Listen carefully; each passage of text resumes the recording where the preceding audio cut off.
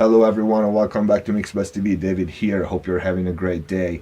If this is your first time on the channel, please consider subscribing. Also follow us on our social media, Facebook, Twitter, Instagram. And if you want access to exclusive content, get on our Patreon page. We also have a store where you can grab t-shirt, mugs, gadgets. If you want to support the channel and help us make more and better content, hit the store. All the links are gonna be in the info box down below. Your support is very much appreciated. But in these videos, I sit here and I reply our subscribers' questions, your questions. So feel free to leave yours in the info box down below. Keep watching and let's get to them. Now, one, if I make it quick, two questions.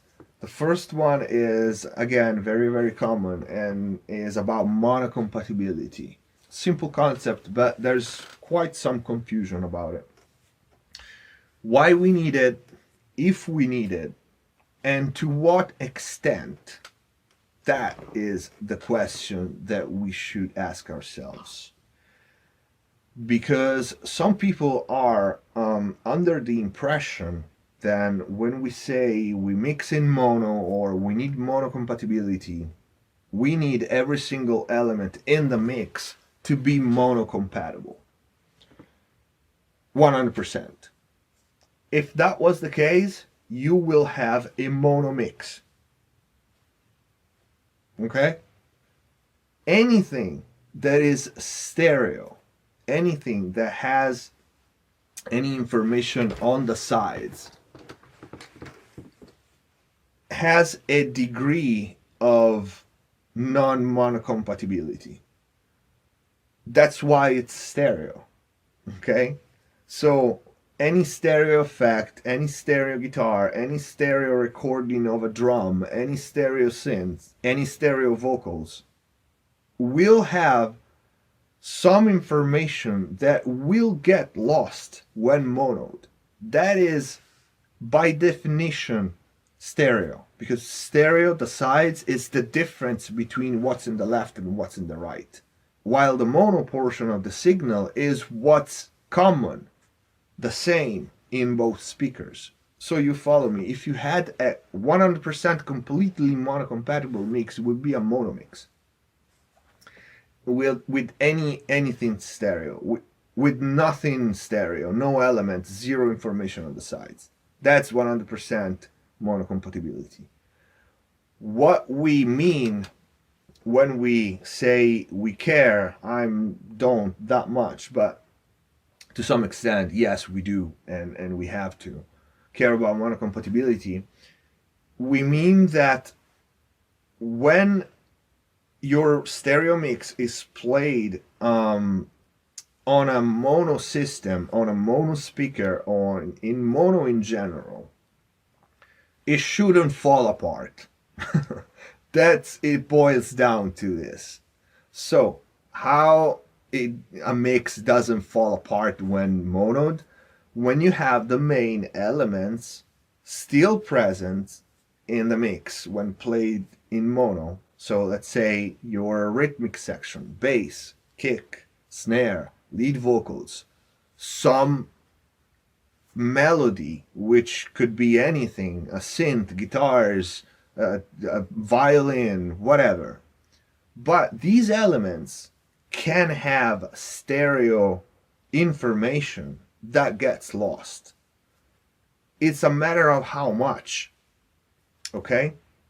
If your snare is completely stereo and has zero monocompatibility, when your mix is gonna be played on a mono system, you will have no snare.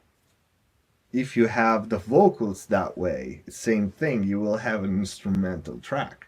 I personally don't even know if I'd be able to do such thing, but I guess it's possible, yeah. But see what I mean? It's a matter of how much you lose and what you lose when you go from stereo to mono. That's monocompatibility. It's not avoiding stereo signal at all. A stereo reverb, a stereo delay. It's impossible to have it 100% monocompatible because it's stereo. It will always lose something. Imagine, think about double track guitars, pan left, right. they will lose a lot when monoed, when the signal is monoed, but you still have to hear them. Okay, that's the whole point. If you copy the track and you flip the phase and you pan it instead of re-recording them, when you mono the mix, that's gonna disappear. Okay, copying tracks and shifting few milliseconds, that's gonna pretty much cancel it all when monoed. Like a little tiny bit will be there and it will probably sound like shit. But yeah, so mono compatibility is important because there's a lot of mono playback systems today that we use. Clubs, live venues often use mono too, but this is why we care about some degree of mono compatibility. Sorry, but there's a difference between that and having a mono mix. Okay, and also when we mix in mono, we don't mix in mono for mono or anything like that. We mean we monitor our mix in mono. Okay, I have a switch here on my drummer, and I can mono my stereo mix or flip the phase of the channel or swap the phase of the channel.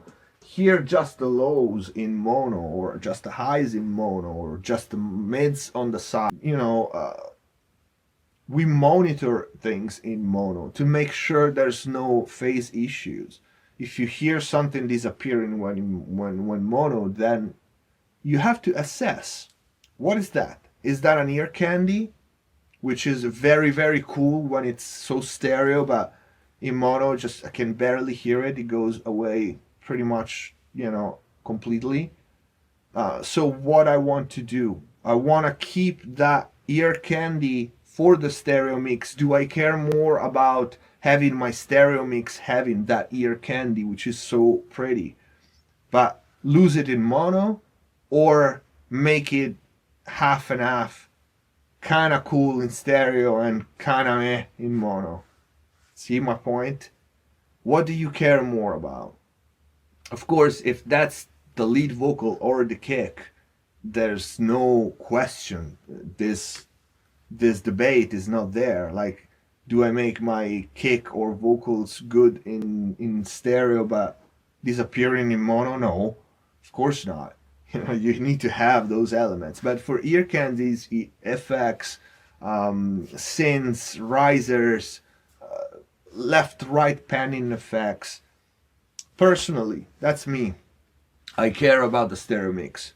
For those things, I care about the stereo mix. And if you listen to it in mono, you hear it, good. You don't, I don't really care. Because if you're listening to the mix in mono, you're probably listening to some shitty ass speaker anyway in a crappy environment. So at that point, you know, there's not much I can do. Even if I made effects more mono compatible, it would just be a questionable experience. So I hope this clarified things about the mono compatibility thing. Now this one is gonna be a quick one, and it's not very common because most of you guys know this, but it was interesting. It made me smile when I received it for some reason. And the question was, can I print analog gear offline? Can I bounce my mix if I'm using analog gear offline? And that, of course, is no. I'm sorry if I'm laughing because, of course, many people who don't have analog cannot know this, but no, no, absolutely no. And we all wish we could. The truth is, no, you cannot bounce offline. It doesn't matter if it's a 128 console or 10 hardware pieces or one compressor on your two bus. When you use analog gear and you print anything, your mix, stems, effects, you have to run the audio through the machine in real time, full length. So yeah, no, there's no way around this. And this is also why we need recalls when we do revisions, Well, I don't do revisions, but just kidding. For revision, because you have to set the machine like it was the day before and pass audio through it again. And this is why, it takes a lot of time to do stems or anything like that. Because anytime you use analog gear, you have to bounce and print real time. And this is also why, there's usually fees for when people ask stems or different versions. Now, a song, it's goes by quickly, 2 3 minutes. But if it's an album already and it's an hour long, and you ask for 4 different versions of each song, and you use hardware, you know, there you have it. It's just 4 or 5 hours gone. If you want stems, and it takes you, I don't know, uh, 1 hour per song again to do stems, and for a whole album, it's gonna be like 100 hours for 10 songs. It's a lot of time.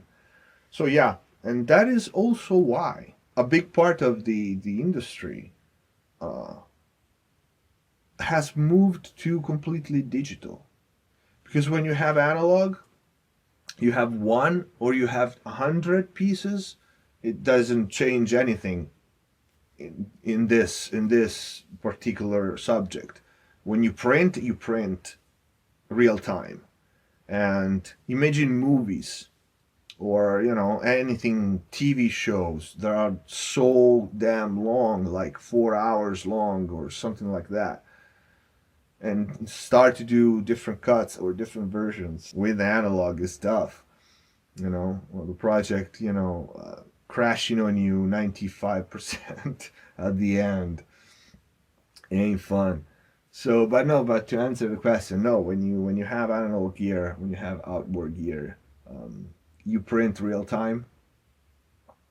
Someday, maybe they will find a way to do it Wi-Fi too. Without cables would be nice. But yeah, I hope this answered the questions.